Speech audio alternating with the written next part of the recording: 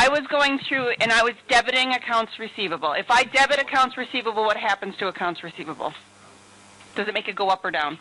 Make it go up. And when a customer returns items to us, what's supposed to happen to the balance of their account? It's supposed to go down. I explained it on the board, and I did it wrong inaptly. I'm human. I apologize. So what we're going to do is we are going to go through and do sales returns and allowances is going to be debited.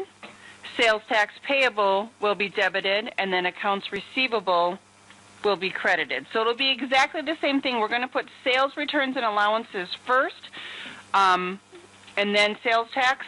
And when you do your accounts receivable / the name of your customer, please remember to put the slash mark in your post reference.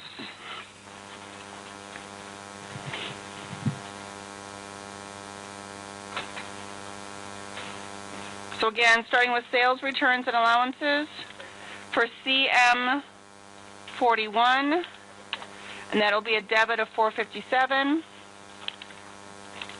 Sales tax payable, a debit of $36.56. Accounts receivable, Wilbanks and Associates, / in the post reference, that'll be $493.56. I got the cents right this time.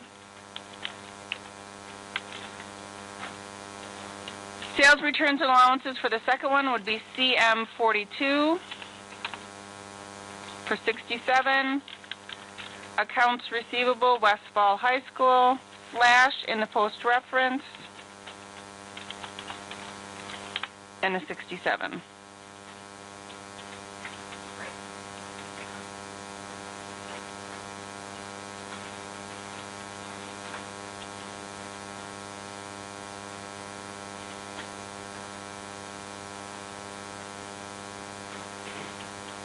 I will do the next one with you as well, just because I screwed up the first one. So let's take a look at the on your own.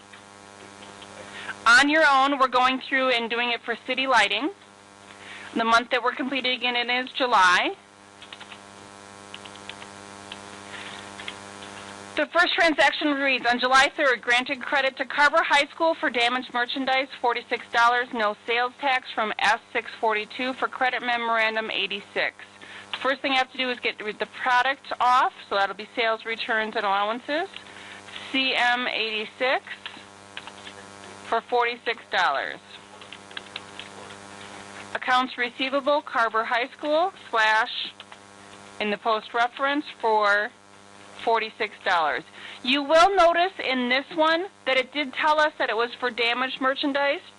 Businesses will want to keep track of the reasons why items are returned. I'm sure many of you, when you've filled out or done returns, you'd have to put the reason for so they can go through and track that for business decisions. Now the fourth is the one where we granted credit to Karen's Fine Gifts for merchandise return, $425, sales tax $25.50, for a total of $450.50, and that's from the original sales invoice of S623. So we'll do sales returns and allowances first for CM 87 for the amount of $425. That's the amount of the physical product. Sales tax payable will be debited for $25.50. Accounts receivable, Karen's Fine Gifts, / in the post reference, will go in for $450.50.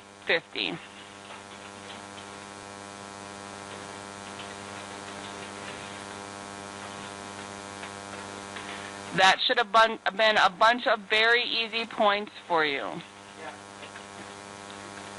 Besides the fact he had to do it a couple times, and again, I apologize.